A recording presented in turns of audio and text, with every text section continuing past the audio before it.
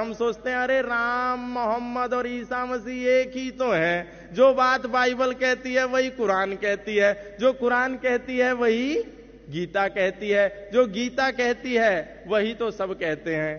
तो कहां भेद है? हिंदू मुस्लिम सिख ईसाई आपस में है भाई भाई। लेकिन हिंदू मुस्लिम सिख ईसाई ईश्वर अल्लाह तेरो नाम, ये गीत केवल हम सनातन धर्मियों ने जोर जोर से गाया। ये गीत केवल राम के मानने वालों ने अपने राम मंदिर में सुबह और शाम सुनाया। लेकिन ईश्वर अल्लाह तेरो नाम, ये गीत आपको कभी भी किसी भी देश और विदेश और विश्व की मस्जिद से सुनने में नहीं आया। ये गीत आपको कभी मदरसे में किसी मौलाना और मुल्ला मौलवी ने नहीं गुनगुनाया। केवल हम गुनगुनाते हैं, केवल हम एकता की बात करते हैं, केवल हम सौहार्द की बात करते हैं, क्योंकि हमारे मनों में एक इंजेक्शन ठोक दिया गया है कि जो सनातन धर्म सर्वे भवन्तु सुखिनः सर्वे सन्तु निरामया सर्वे भद्राणि पश्यन्तु मां कश्चित् दुःख भाग भवेत्, सभी सुखी हो सभी निरोगी सब पर बरसे ईश्वर की कृपा। हम सनातन धर्मी ये मानते हैं, तो शायद इस्लाम भी यही मानता होगा और इसी का पैगाम सुबह और शाम मस्जिदों से 5 बार अजान में देता होगा। इसीलिए हमारे बहुत सारे कथावाचक कहते हैं अरे जब हमारे मुल्ला जी अपनी नमाज कर रहे हो तो कोई बात नहीं, अपने हनुमान चालीसा की थोड़ी सी वॉल्यूम डाउन कर लेना। यदि मुल्ला जी नमाज कर रहे हो, अजान दे रहे हो और मस्जिद से हुंकार भर रहे हो तो कोई बात नहीं, हम अपनी भागवत कथा को थोड़ा विराम दे दें और उनका सम्मान करें। क्योंकि हमें लगता है कि सनातन धर्म कहता है संगच्छध्वम संवदध्वम संवो मनांसि जानताम देवा भागम यथा पूर्वे संजानानाम उपासते। सब लोग प्रेम से रहें, सब लोग मिलकर रहें, सब लोग एकता में रहें, सब लोग संयुक्त होकर के रहें, सब लोग अपनत्व के साथ रहें, सब लोग ममत्व के साथ रहें। तो शायद इस्लाम भी ऐसा कहता होगा। हम लोग सोचते हैं क्योंकि सनातन धर्म का उद्घोष है, क्योंकि राम का उद्घोष है, क्योंकि राम राज्य का उद्घोष है, इंद्रम वर्धन्तु अप्तुरहा पागनन्तो रावणा कृण्वन्तो विश्वमार्यम, अपने भीतर की बुराइयों को निकालते हुए अच्छाइयों को बढ़ाते हुए इस संसार को आर्य बनाओ, मेक दिस यूनिवर्स नोबल। शायद यही इस्लाम भी कहता होगा, शायद यही बाइबल भी कहती होगी, शायद यही मोहम्मद साहब का पैगाम होगा, शायद यही ईसा मसीह की बात होगी।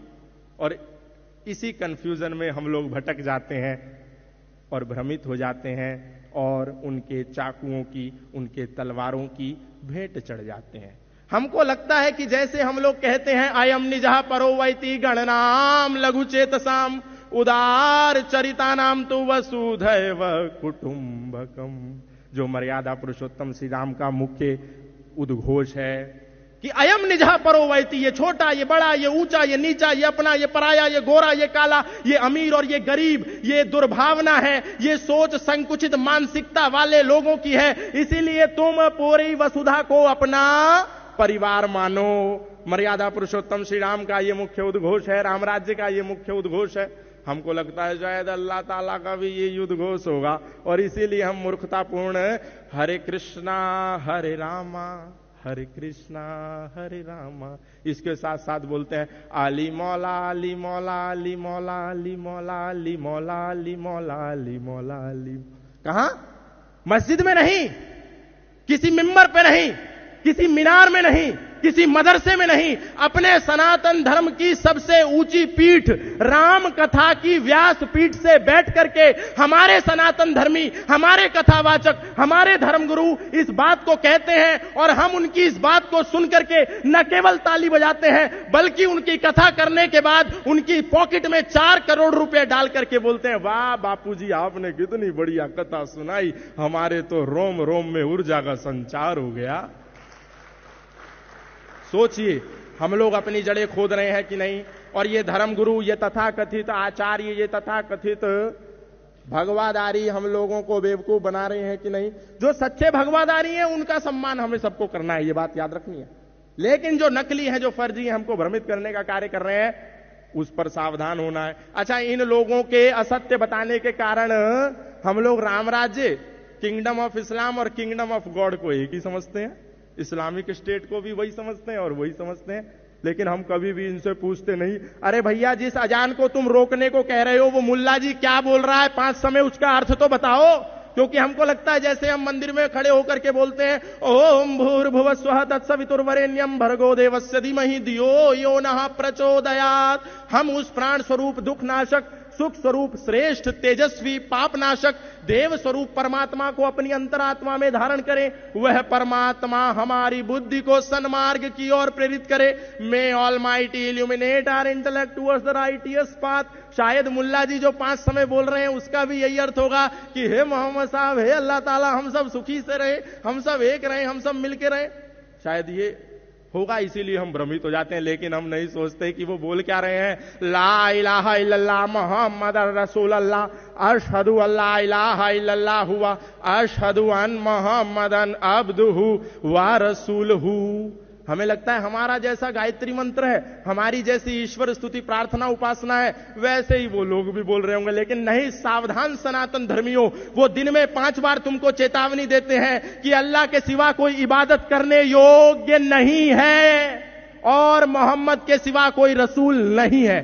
वो चेतावनी देते हैं और हम मूर्ख हिंदू, हम मूर्ख सनातन धर्मी अपनी कथा को बंद करके उनकी चेतावनी को सुनने के लिए कान लगा लेते हैं। अरे मुल्ला जी का चेतावनी देने का समय हो गया, जरा कथा को रोक दो, जरा हनुमान चालीसा को रोक दो।